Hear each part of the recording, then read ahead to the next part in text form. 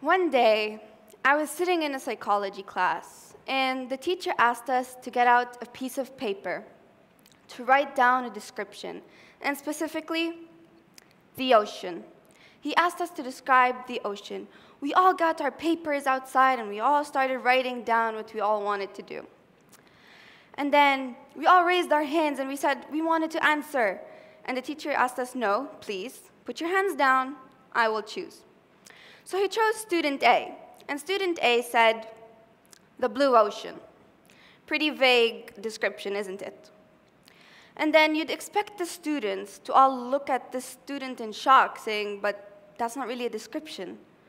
But the teacher made sure everything was okay and moved on to the next student, which was student B.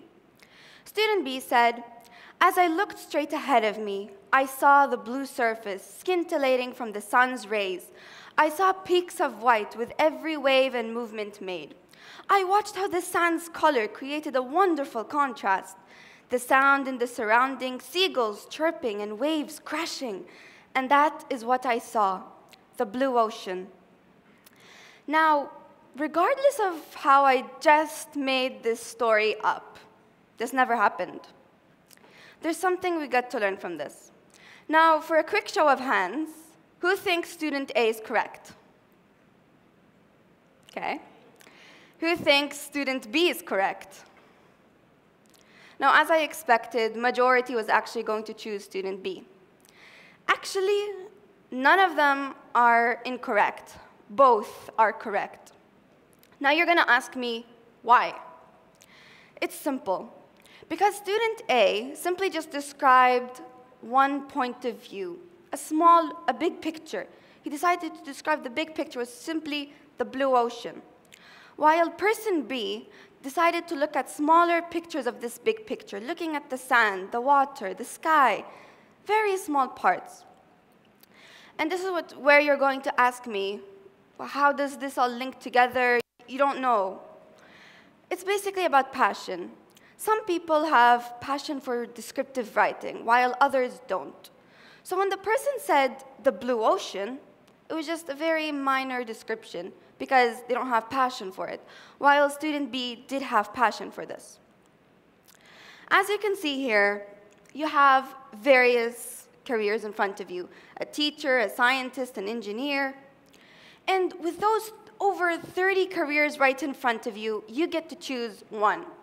With that one career you have, you can change people and you can change the world. And I know there's a part where you're going to tell me, but Nadia, how do you know about careers? And you're only 18. What makes you think you know so much? I actually work as an intern already as a primary support. I work with children from the ages 8, 5 years old, those ages. And I didn't always think that I already knew what I wanted to be when I grow up. As I said, various careers in front of you. There are 3 steps you could follow. The brain learns in 3s. And those 3 steps, I didn't technically make them up. They do exist, but we don't always tend to use them. I will be stating the obvious, and hopefully, you get to learn from them. Step number 1, reading and watching. Yes, a library exists where you get to research your careers. And watching, what does that say? It says YouTube. I'm going to give you surgery as an example. Nowadays, we have Google. It's a huge search engine. You can technically Google surgery, how this procedure is made, what type of surgery is this? Very easy, instead of going into a library and researching different number of surgeries. While if you were born in the 18th century, YouTube never existed. So technically, if you wanted to become a surgeon, you'd have to go to some specific theater, a medical theater, and you'd get to watch this person being operated on. And I don't think that was a very easy thing for all the students to see. But since now we have YouTube, you can easily just Google how to do a brain surgery, a lung surgery, a heart surgery, all types of surgeries, and it's all on YouTube. You can easily watch. Step number 2, Trying things out, hands-on, volunteer. It's pretty simple. After you figured out that you actually have interest into that type of career, you get to try it out. I'm still going to continue with surgery as an example.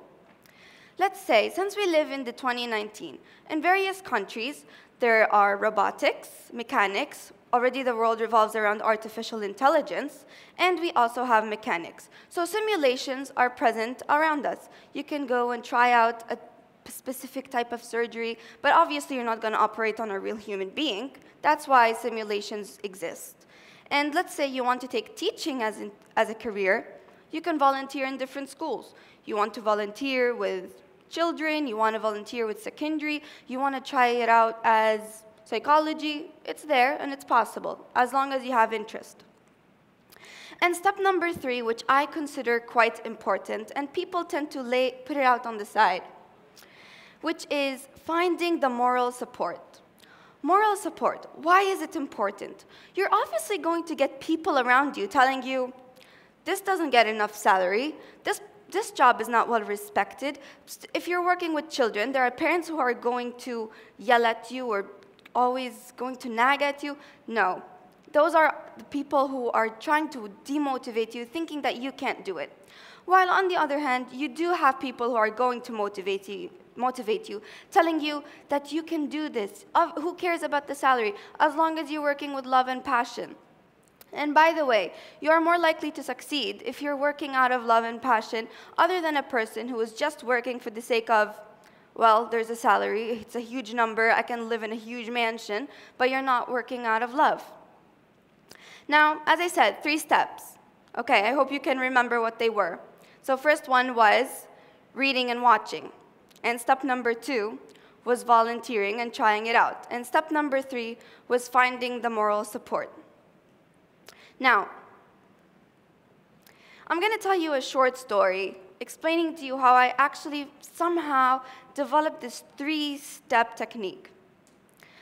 It started off back when I was in year 9. I was confused, like the most of you. I have no clue what I want to study. And there was a volunteering act happening in our school, asking us to give back to the community. I wasn't sure what I wanted to do or what I wanted to give back, so I decided to go with a simple thing, which was working with children, doing some crafts, some art, reading a book, doing a play. It was very simple. Fast forward 3 years ahead, I am in year 12, and I'm still confused on what I want to be. I wanted to be a dietitian, I wanted to be a nutritionist, and I also wanted to be a teacher. Still confused. So I decided to do my research. I Googled a lot of things, primary education, secondary education, things to link to psychology. I was confused. And I also researched diets and nutrition, and none of it seemed to go into my interest, and except for teaching. So I decided to move to step number 2, which was trying things out. I spoke to the school. I told them I have interest into teaching children. And can you help me? And of course, they did. They gladly helped me, especially when I was 18 years of age and I'm legally allowed to work with children and volunteer. So I did my thing. I stepped into that classroom, and it was the best feeling ever. It felt like home. The love was in the air when I entered into that classroom. Seeing the children understand what I was trying to explain to them, seeing how they were understanding everything. You can see progress, and that was the best feeling ever. And I just sat there one day, and I was like, that's it. I want to be a teacher. And I decided to take that into my career.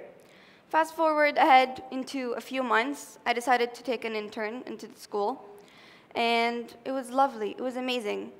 And obviously, I did get some comments, people telling me, are you crazy? You want to be a teacher? Do you actually think this is what you want to be? You want to waste your time into teaching children?